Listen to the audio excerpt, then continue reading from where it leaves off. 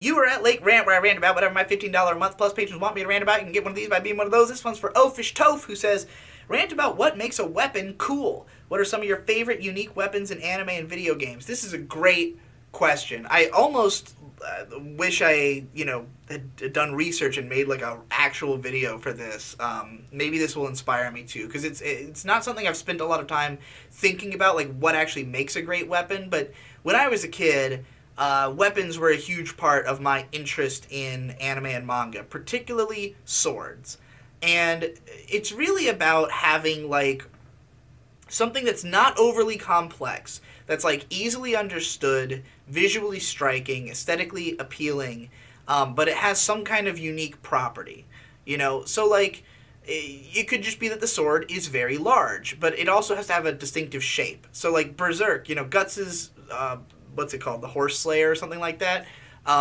Or maybe I think he gets one called the Dragon Slayer eventually. It's just a big fucking slab of iron, as characters always comment on, but it's that distinctive shape that it has on the edges. It's similar to the Zanbato in Rurouni Kenshin, but they're both distinct from one another. And Guts is just because it has that big like metal lock on the bottom is probably the most iconic part about it that would separate it from the just kind of sword on a stick that that's used by Sanosuke. So, like, I liked those swords. Then you got, like, Cloud's Buster Sword, which is more of that, like, that wedge shape at the end. I was never as big a fan of the Buster Sword as I am of, like, Berserk. I like that symmetry in the sword a little bit more. But, like, when I was a kid, my favorite manga for a while was Rave Master. And the reason is that the main character collects different swords, or maybe his sword transforms, I don't remember, but it has like 10 different fucking forms. And each one is like, has its own special power. And the sword visually represents that power. So like, one where it makes him go super fast has like a thinner aerodynamic design that looks like it would go fast, a sword that's meant to have high power, well, obviously larger. There's a fire sword. There's all those kinds of properties. So when I was a kid, I had come up with stories where I would just make up a bunch of my own swords. I'd sit around in class and draw swords with different properties and like fairly generic stuff and probably not the best designs, but like, that's what I found iconic about those swords. So for some series that have great swords, Bleach has some excellent swords in the the Zanpakuto, whatever.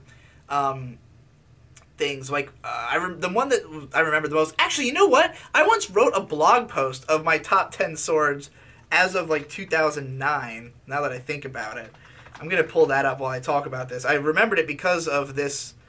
God, why is my own blog not even in my fucking search history? I remembered this particular sword from Bleach, which is the one that's curved.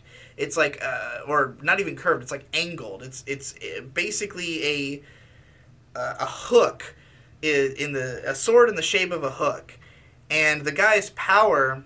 Here we go.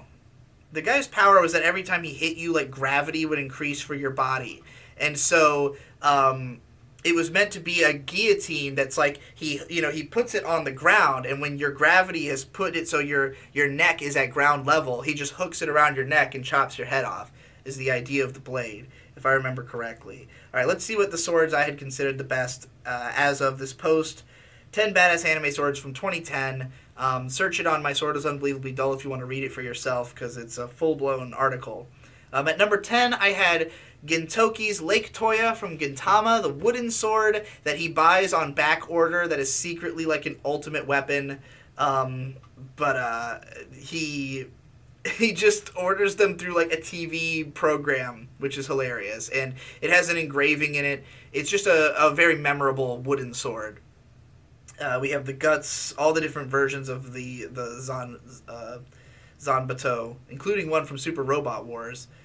Then we have Himura Kenshin's Sakabato, the reverse blade sword, obviously iconic. It's just a katana with a reversed blade, but I mean, fuck, it doesn't get any more straightforward and memorable than that. Then we have Mugen's sword from Samurai Champloo. This one is more about just the cool aesthetic design of the sword.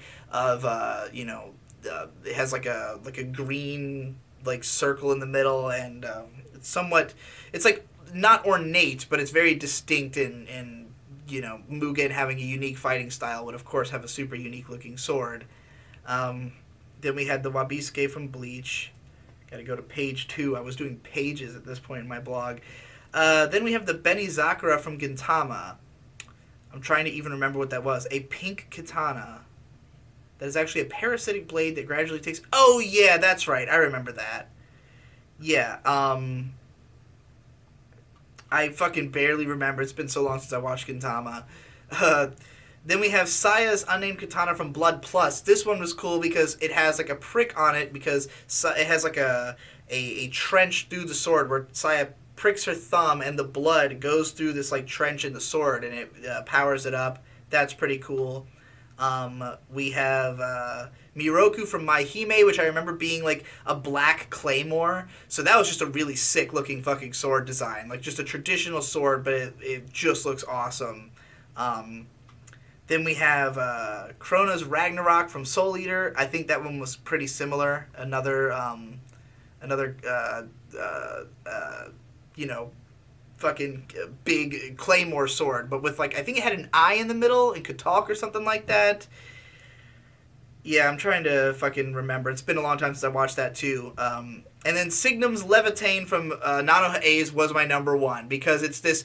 Now this one is more like a mechanical sword because in Nanoha A's everybody has these like transforming weapons that have like multiple forms and they have cartridges that you put into them that fucking give them their powers or whatever. But what was most impressive about this sword is that it can talk because all the weapons have voices and it has a German voice and it sounds awesome and it says Schlagenform when it transforms and then it's like Rising Phoenix Flash and you know that kind of stuff. I don't think it actually says that. I'm just reading what's on the Panzergeist. That's the one that I remember being my favorite. I also put in notable swords were the Tetsaiga from Inuyasha, which I just thought was like a little too straightforward, and Zoro's 3 swords, which are mostly noteworthy because there's 3 of them. Although, as I understand it, he gets like more important swords as the story goes on. I haven't read that much One Piece. But yeah, so like basically I like my swords to be like relatively simple, not overly complicated, but they have a distinct design to look powerful, sleek, deadly, and have some kind of unique concept behind them.